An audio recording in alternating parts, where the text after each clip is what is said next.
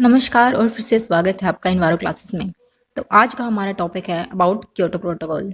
तो आज हम जानेंगे कि आखिरकार क्योटो प्रोटोकॉल क्या है, उसके अंदर क्या चीज़ें इन्वॉल्व हैं, उसका मैकेनिज्म किस तरीके से है, आखिरकार इसकी इंपॉर्टेंस क्या है। तो चलिए सबके बारे में बात करते हैं। शुरुआत करते हैं क्योटो प्रोटोकॉल की। तो जानते हैं आखिरकार इसकी स्टोरी क्या है। The story of Kyoto protocol. तो क्योटो प्रोटोकॉल की शुरुआत हुई थी थर्ड समिट के टाइम पे। कब? थर्ड समिट के टाइम पे। देखिए जो समिट होता है वो क्या होता है, जो समिट होता है वो 10 ईयर्स के गैप में होता है, हमेशा 10 ईयर्स के गैप में। अगर बात करते हैं सबसे पहली समिट की तो 1972 में हुई। ठीक है, अब अगर बोला जा रहा है कि वो 10 ईयर्स के गैप में हुई तो नेक्स्ट समिट कब होगी हमारी? 1982 में, देन 1992 में। ठीक है, यानी फर्स्ट समिट 1972 में, सेकंड समिट 1982 में, और जो थर्ड समिट है वो कब हुई? 1992 में। जो थर्ड समिट है वो हमारे लिए जानना इंपॉर्टेंट है, क्योंकि थर्ड समिट के अंदर ही क्या आया था? हमारा क्योटो प्रोटोकॉल आया था। तो चलिए बात करेंगे अब थर्ड समिट के बारे में, जो कि है 1992 की समिट। ठीक है, अगर समिट के बारे में बात करें तो गाइस देखिए 1972 की समिट बहुत ज़्यादा इंपॉर्टेंट है, लेकिन इसे हम फिर किसी और लेक्चर में कवर करेंगे, जिसे हम स्टॉकहोल्म के नाम से जानते हैं। 1982 की समिट इतनी ज़्यादा इंपॉर्टेंट नहीं है, बट फिर भी जानना इंपॉर्टेंट है। ये केन्या में हुई थी, और जो 1992 की समिट है वो काफ़ी इंपॉर्टेंट है, जिसे हम रायो डी जेनेरियो समिट के नाम से भी जानते हैं। तो चलिए बात करते हैं 1992 की समिट के बारे में। 1992 जो 1992 की समिट है गाइज, उसमें क्या है? उसमें 3 चीज़ें लेके आए जो कि बहुत इंपॉर्टेंट थी। फर्स्ट वन इज CBD, यानी कि convention on biological diversity. Second UNFCC, यानी कि united nation framework for convention on climate change. और थर्ड क्या थी? UNCCD, यानी कि united nation convention to combat desertification. ठीक है, जो सबसे पहले CBD थी, यानी कन्वेंशन ऑन बायोलॉजिकल डाइवर्सिटी, उसका जो मेन काम है, यानी मेन जो ऑब्जेक्टिव है वो क्या रहा? वो था the conservation of biological diversity, यानी कि हम किस तरीके से डाइवर्सिटी है उसको कंजर्व कर सकते हैं। वो किसका मेन ऑब्जेक्टिव था? वो था CBD का मेन ऑब्जेक्टिव। ठीक है, उसी के अंदर नगोया प्रोटोकॉल भी आता है हमारा। उसके बाद अगर सेकंड बात करते हो आता है UNFCC। जो UNFCC है वो क्या है? वो बात करता है मेनली क्लाइमेट चेंज के रिगार्डिंग। ठीक है, कि आखिरकार क्लाइमेट में वेरिएशन क्यों आ रही हैं, उसके पीछे क्या क्या रीजन हो सकते हैं। ठीक है, इतनी सारी जो ग्रीन हाउस गैसेज हैं उनके रिगार्डिंग बात करते हैं UNFCC में।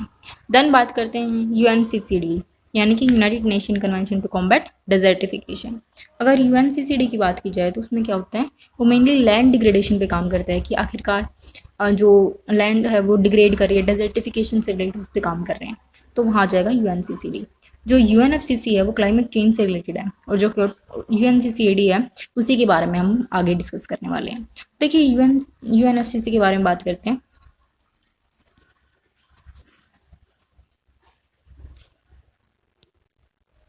UNFCC,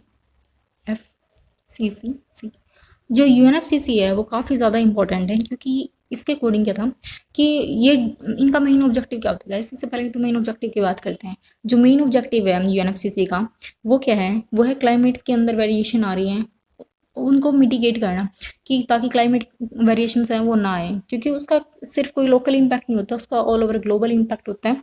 तो जो क्लाइमेट के अंदर वेरिएशंस आ रही है, टेम्परेचर इंक्रीज कर रहा है, ग्रीन हाउस गैसेस के ऊपर, ग्रीन हाउस गैसेस इंक्रीज कर रही हैं, उसके कारण जो वेरिएशंस आ रही हैं उसके ऊपर काम कर रहे हैं UNFCC। ठीक है, तो UNFCC की मीटिंग की गई, इसमें UNFCC के अकॉर्डिंग इन्होंने क्या रखा कि उस टाइम एक नींव रखी गई। उन्होंने बोला कि अगर बात कर रहे हैं क्लाइमेट वेरिएशंस की, तो अगर 10 साल के बाद अगर हम मीटिंग रखेंगे तो उसमें तो काफ़ी ज़्यादा वेरिएशंस आ जाएंगी, और वो इस हद तक वेरिएशंस आ जाएंगी कि हम क्या कर पाएंगे, उसको कंट्रोल नहीं कर पाएंगे।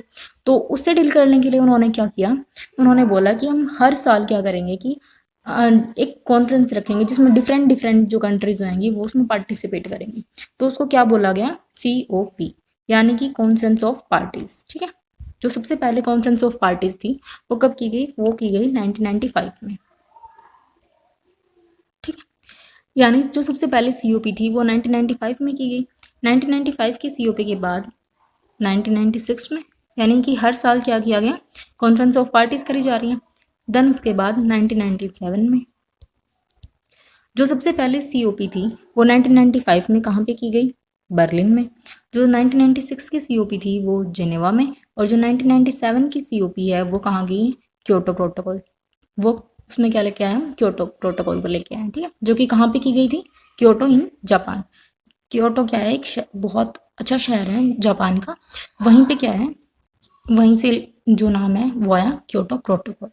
तो अब हम बात करेंगे 1997 की, यानी कि COP थर्ड की।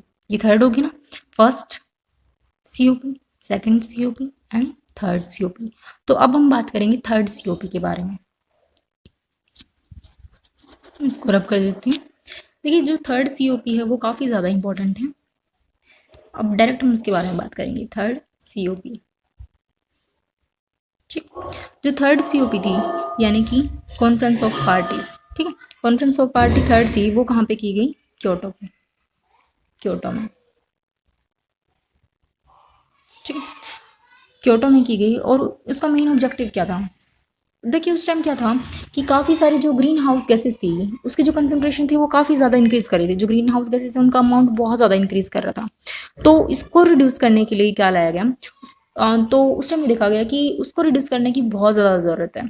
तो उसके लिए कुछ ना कुछ एक ऐसा एग्रीमेंट या फिर ऐसा प्रोटोकॉल होना चाहिए जो कि क्या कर सके, जो ग्रीन हाउस गैसेस की कंसंट्रेशन है उसको डिक्रीज कर सके, ठीक है।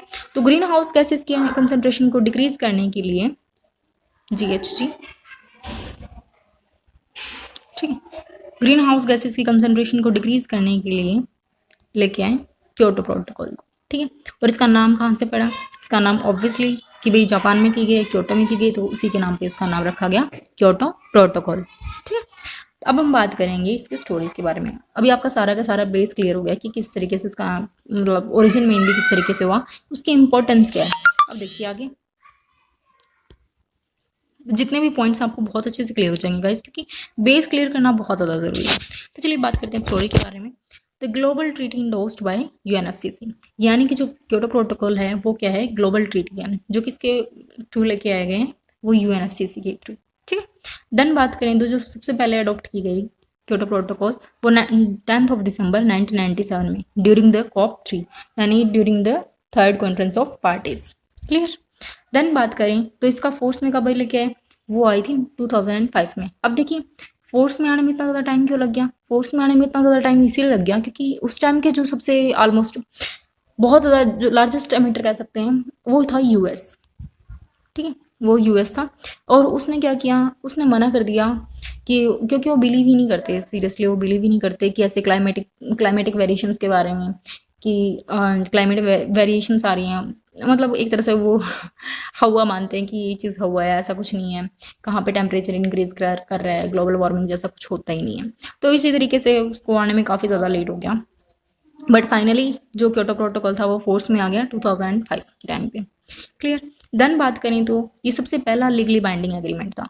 लीगली बाइंडिंग एग्रीमेंट क्या होता है गाइस, लीगली बाइंडिंग एग्रीमेंट यानी कि जिस भी कंट्री ने उसे साइन किया है वो क्या करेगी कि खुद की कंट्री में भी उसे अप्लाई करेगी, ठीक है। तो ये सबसे पहला लीगली बाइंडिंग एग्रीमेंट था ग्रीन हाउस गैसेस के बारे में। देन बात करें तो क्या था, इसका जो मेन ऑब्जेक्टिव था क्योटो प्रोटोकॉल का वो क्या है, the main objective is to reduce the global warming by reducing the greenhouse gases concentration in the atmosphere, यानी कि ग्लोबल वार्मिंग को रिड्यूस करना किसके थ्रू, कैसे करेगी reduce, bye reducing the greenhouse gases concentration, यानी कि green house gas की कंसंट्रेशन को रिड्यूस करके क्या किया जा सकता है, जो ग्लोबल वार्मिंग का इम्पैक्ट है उसको कम किया जा सकता है। तो अब हम बात करेंगे डिफरेंट टाइप के ग्रीन हाउस गैसेस की, आखिरकार कौन कौन सी ग्रीन हाउस गैसेस हैं जो क्योटो प्रोटोकॉल ने कंसिडर की। तो अब देखिए green house gases included in Kyoto, तो काफ़ी सारी ग्रीन हाउस गैसेज हैं जो इसने इंक्लूड की, बट जो मेन थी वो क्या है, 7 है। तो उसमें जाता है CO2, methane, nitrous oxide, SF6, PF6, HFC। तो ये काफ़ी सारे कुछ गैसेज हैं जो कि इंक्लूड है। तो अब हम बात करेंगे आगे उसके टारगेट्स के। अगर बात करते हैं targets of Kyoto protocol, targets क्या थे गाइस, मेन इसके थे, मेन जो टारगेट है वो था कि हम किस तरीके से क्या कर सकें, ग्लोबल वार्मिंग को कम कर सकें। और मेन क्या है, अगर सीधा बात करें तो क्या था, ग्रीन हाउस गैसेस की कंसंट्रेशन को रिड्यूस करना, ठीक है, ग्रीन हाउस गैसेस की कंसंट्रेशन को रिड्यूस करना। अब वो किस तरीके से करेंगे उसके लिए अलग अलग टाइम पीरियड बनाया गया, ठीक है। अब इसको आने में इतना ज़्यादा टाइम लग गया था, इसीलिए क्या हुआ, जो क्योटो प्रोटोकॉल था उसका टाइम थोड़ा सा डिलेड हो गया, लेकिन बात करेंगे, देखिए अभी फर्स्ट कमिटमेंट पीरियड था, ठीक है। फर्स्ट कमिटमेंट पीरियड, जो फर्स्ट कमिटमेंट पीरियड था क्योटो प्रोटोकॉल का, वो था 2008 से लेके 2012 के टाइम पे। तो उसमें क्या किया गया, उसमें ये टारगेट लेके आए कि 5.2% रिडक्शन क्या करेंगे, कम करेंगे हम as compare to that of 1990s level. यानी कि 1990 के दशक से हमें क्या करना है कि 5.2% लेवल को कम करना है। किसके लेवल को कम करना है, ग्रीन हाउस गैसेज के कंसंट्रेशन, यानी 1990s लेवल के 1990 के कंपैरिजन में क्या करेंगे, 5.2% ग्रीन हाउस गैसेस को रिड्यूस करना है। ये टारगेट था फर्स्ट कमिटमेंट पीरियड का। बट उसमें काफ़ी सारी जो लार्जेस्ट एमिटर कंट्रीज थे उन्होंने पार्टिसिपेट नहीं किया। तो उसके कारण क्या हुआ कि जो फर्स्ट कमिटमेंट पीरियड था वो क्या था, ऑलमोस्ट उसने 18% ग्लोबल एमिशन को ही कवर कर पाया। और काफ़ी सारी कंट्रीज थी जो उसको टारगेट को अचीव नहीं कर पाई। बट ऑलमोस्ट जो कंट्रीज थी जो इसने उसे टारगेट को अचीव किया उनमें से एक थी यूरोपियन यूनियन।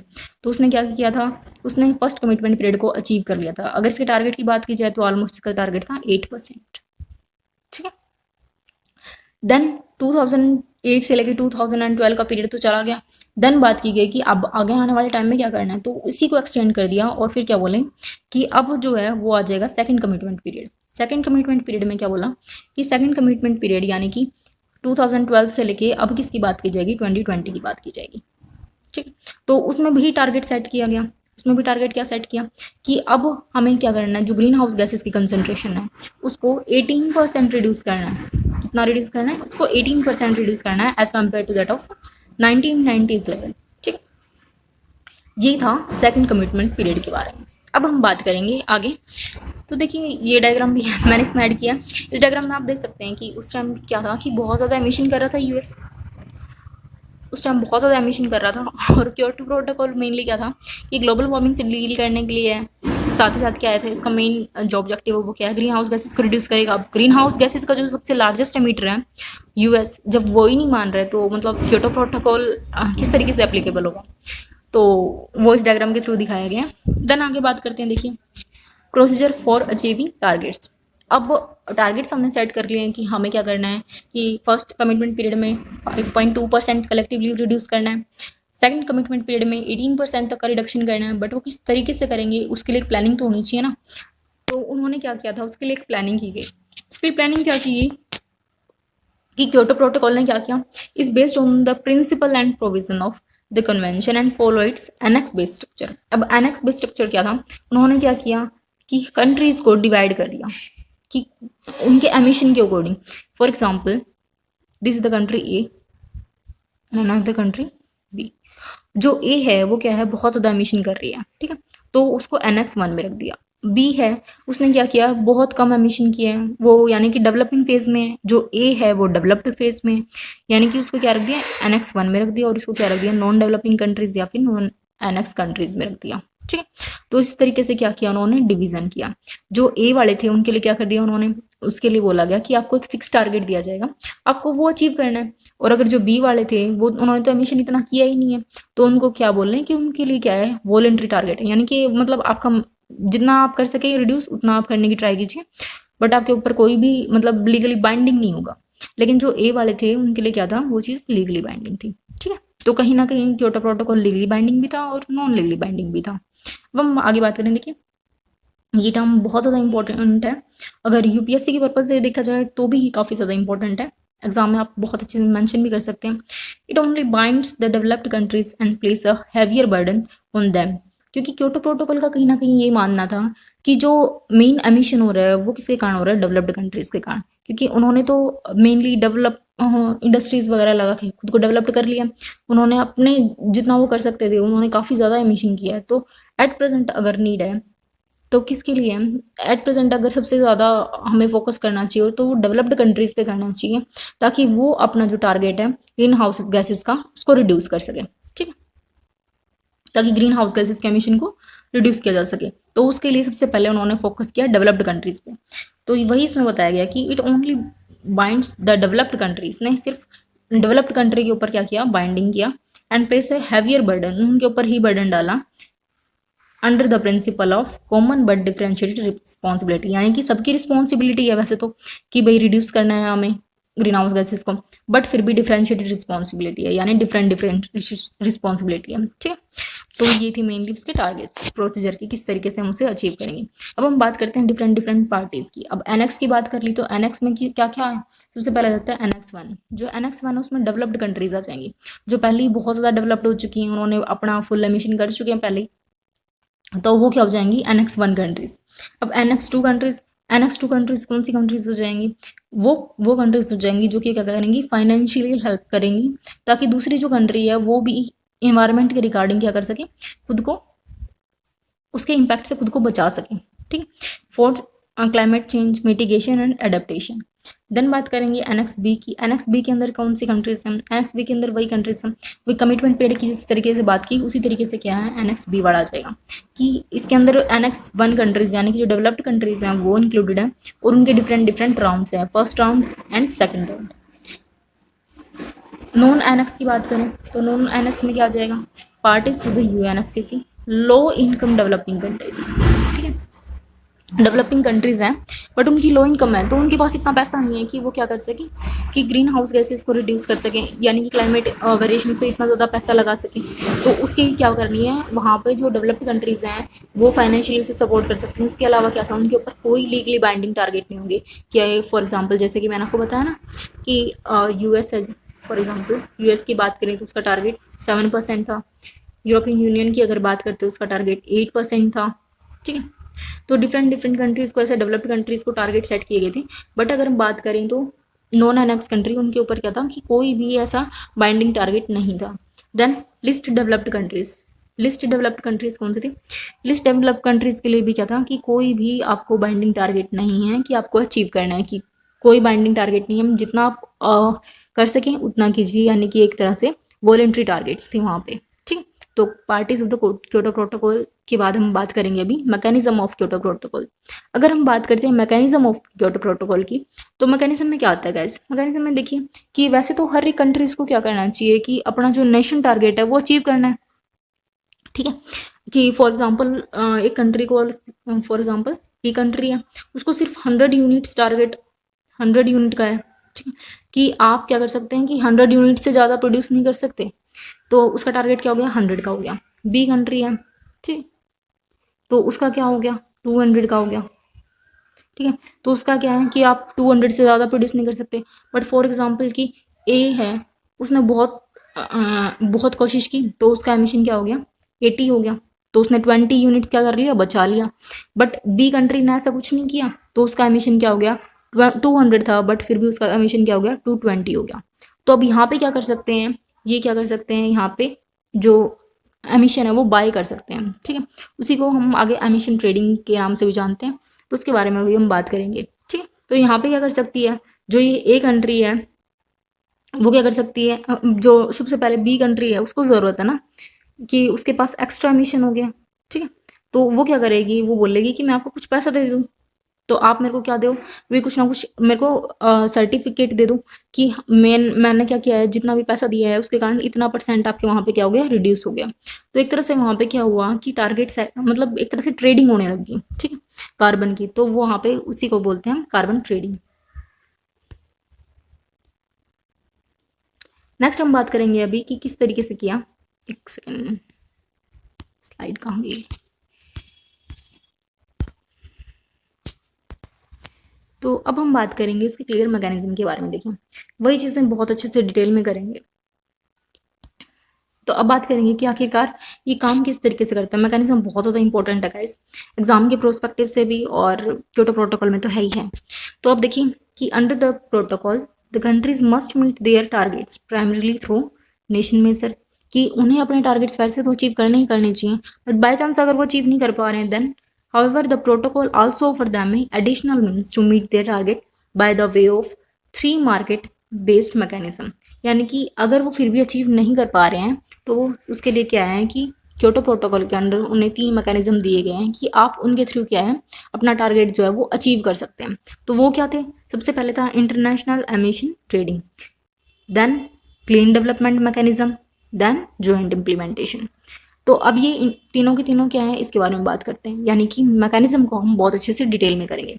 और इन तीनों का ही ऑब्जेक्टिव क्या था, इन तीनों का ही ऑब्जेक्टिव क्या है टेम्परेचर को इंक्रीज होने से बचाना, ठीक है। यानी टेम्परेचर जो इंक्रीज कर रहा है उसको उतना नहीं होने देना, ग्लोबल वार्मिंग से बचाना मेनली, ठीक है। एक तरह से क्या, देखिए क्योंकि तीनों की अगर हम बात करें तो उन तीनों का टारगेट है ग्रीन हाउस गैसेस को डिक्रीज करना। ग्रीन हाउस गैसेस इनडायरेक्टली किससे रिलेटेड है, डायरेक्टली कह सकते हैं, इनडायरेक्टली भी कह सकते हैं, किससे रिलेटेड है, वो सीधा सीधा रिलेटेड है टेम्परेचर से, ठीक है, ग्लोबल वार्मिंग से। तो क्या है कि इन तीनों का एक तरह से टारगेट बोल सकते हैं कि क्या था कि टेम्परेचर को हमें इंक्रीज नहीं होने देना। देन हम बात करेंगे अभी इंटरनेशनल एमिशन ट्रेडिंग के बारे में।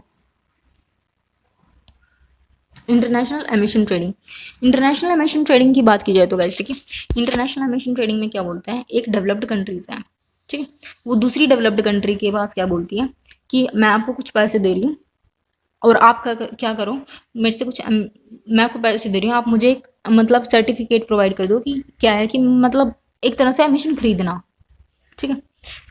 तो वहाँ पे क्या हो जाएगा कि फॉर एग्जांपल कि एक हाई इनकम कंट्री है, वो कुछ डॉलर दे रही है, यानी कि कुछ ना कुछ पैसे दे रही है दूसरी हाई इनकम कंट्रीज को, और वो क्या उसे दे रही है इन एक्सचेंज, वो उसे दे रही है एमिशंस कि आप इतना एमिशन कर सकते हो, ठीक है। तो वो हो जाएगा international emission trading. Second, clean development mechanism. Clean development mechanism यानी कि एक डेवलप्ड कंट्रीज है, वो क्या कर रही है कि कुछ ना कुछ पैसे लगा के एक प्रोजेक्ट एक्स्टेब्लिश कर रही है, कहाँ पे, डेवलपिंग कंट्रीज में, या फिर क्या डेवलपिंग कंट्रीज में वो क्या कर रही है, एक प्रोजेक्ट लगा रही है। वो प्रोजेक्ट कुछ भी हो सकता है, वो सोलर एनर्जी से रिलेटेड हो सकता है, विंड एनर्जी से रिलेटेड होता है, कुछ भी हो सकता है, बट उसका क्या होना चाहिए, मेन बेनिफिट होना चाहिए किसको, डेवलपिंग कंट्रीज को। तो वहाँ पे क्या होगी, वो उसको क्या करेगी फिर इन एक्सचेंज सर्टिफिकेट प्रोवाइड करेगी कि आपके इस प्रोजेक्ट के कारण क्या हुआ, हमारे यहाँ पे इतना एमिशन मतलब इतना जो ग्रीन हाउस गैसेस है वहाँ का रिडक्शन हो गया। तो उसके थ्रू वो क्या करेगी, जो डेवलप्ड कंट्री है वो अपना टारगेट अचीव कर लेगी। Third, joint implementation. Joint implementation, joint यानी कि अब यहाँ पे मिलके काम करेगी, मिलके कौन काम कर रही है, जो डेवलप्ड कंट्रीज हैं, यानी कि अब ये एक डेवलप्ड कंट्रीज है, वो क्या करेगी कि दूसरी डेवलप्ड कंट्री में प्रोजेक्ट्स लगा रही है, ठीक है, प्रोजेक्ट लगा रही है, और उसके एक्सचेंज में क्या वो क्या बोलेगी कि मुझे सर्टिफिकेट प्रोवाइड करो कि हाँ मैंने यहाँ पे इतना क्या कर दिया, जो एमिशन है वो रिड्यूस कर दिया। तो उसे क्या बोलेंगे, जॉइंट इम्प्लीमेंटेशन, ठीक। इसको दोबारा फिर करते हैं। अगर बात कर रहे हैं इंटरनेशनल एमिशन ट्रेडिंग की, यानी कि क्या है कि कुछ ना कुछ रिसोर्सेज के थ्रू या फिर पैसे के एक्सचेंज में क्या कर रहे हैं कि एक डेवलप्ड कंट्रीज दूसरी डेवलप्ड कंट्रीज से एक्सचेंज कर रही है एमिशंस का। CDM यानी कि क्लीन डेवलपमेंट मैकेनिज्म में एक डेवलप्ड कंट्री क्या कर रही है कि प्रोजेक्ट लगा रही है डेवलपिंग कंट्रीज में, और उसके एक्सचेंज में उसे क्या मिल रहा है, एमिशन क्रेडिट मिल रहा है, सर्टिफिकेट मिल रहा है उसको। Then joint implementation. Joint implementation यानी मिलके काम कर रही है डेवलप्ड कंट्रीज। तो वो क्या करेंगी कि जो एक डेवलप्ड कंट्री है, फॉर एग्जांपल ये ए है, तो वो क्या कर रही है कि दूसरी डेवलप्ड कंट्री यानी कि बी में क्या कर रही है, प्रोजेक्ट एस्टेब्लिश करेगी, और उसके बेसिस पे वो क्या करेगी, वहाँ का एमिशन रिड्यूस कर देगी, और खुद वो क्या कर लेगी, उसके टारगेट अचीव कर लेगी, ठीक है। तो ये थी international emission trading, clean development mechanism और जॉइंट इम्प्लीमेंटेशन। अब बात करेंगे उसके, एक स्लाइड में ऐड करना भूल गई शायद, एनीवेज मिक्स करना, मैं इसका कलर चेंज कर देती हूँ। हाँ जी, देखिए अभी करंट सिनेरियो क्या चल रहा है, करंट सिनेरियो, मार्केट भी अच्छे से काम कर रहा है। करंट सिनेरियो की बात करें तो गाइस, करंट सिनेरियो में क्या है कि जो क्योटो प्रोटोकॉल है उसमें अमेंडमेंट्स भी आई हैं, ठीक है। अमेंडमेंट्स में अगर बात करें तो सबसे पहले इंपॉर्टेंट अमेंडमेंट है दोहा अमेंडमेंट। ये आपको याद करनी बहुत ज़रूरी है, क्योंकि अभी करंटली आई है। बट उससे भी ज़्यादा इंपॉर्टेंटली बात करें तो guys, Paris agreement, Paris agreement, ठीक है। पेरिस एग्रीमेंट इतना ज़्यादा ज़रूरी क्यों है गाइस, क्योंकि एक तरह से जो पेरिस एग्रीमेंट है वो एक तरह से इम्प्रोवाइज्ड वर्जन है क्योटो प्रोटोकॉल का ही, ठीक है, क्योटो प्रोटोकॉल का ही। जहाँ पे क्योटो प्रोटोकॉल किसके बारे में बात कर रहे हैं, ग्रीन हाउस रिडक्शन के बारे में बात कर रहे हैं, वहीं पे पेरिस एग्रीमेंट किसके बारे में बात कर रहे हैं कि टेम्परेचर को किस तरीके से रिड्यूस करना है। अब क्या करना है, ये क्या बोलते हैं कि 2 डिग्री सेल्सियस टेम्परेचर, हमें क्या करना है कि टेम्परेचर को इंक्रीज होने से बचाना है, कि 2 डिग्री से ज़्यादा टेम्परेचर है वो इंक्रीज नहीं होना चाहिए, ठीक है। तो Paris agreement directly temperature reduction की बात कर रहे हैं। तो अगर टेम्परेचर को रिड्यूस होना है, रिड्यूस करना है, तो उसके लिए क्या है कि ग्रीन हाउस गैसेस को भी के एमिशन को भी रिड्यूस करना पड़ेगा। तो एक तरह से क्या है कि पेरिस एग्रीमेंट के अंदर हम देखा जाए तो क्योटो प्रोटोकॉल ऑब्वियसली इन्वॉल्व ही हो गया। तो जो पेरिस एग्रीमेंट है वो एक तरह से क्या है, इम्प्रोवाइज्ड वर्जन है क्योटो प्रोटोकॉल का, ठीक। तो इसी के साथ ही लेक्चर एंड करते हैं गाइस। उम्मीद करती हूँ कि आपको ये वीडियो बहुत अच्छे से समझ में आई होगी, काफ़ी सारे टॉपिक्स हैं वो आपके क्लियर होंगे। इसी के साथ मैं आपसे विदा लूँगी। थैंक यू, धन्यवाद एंड जय हिंद।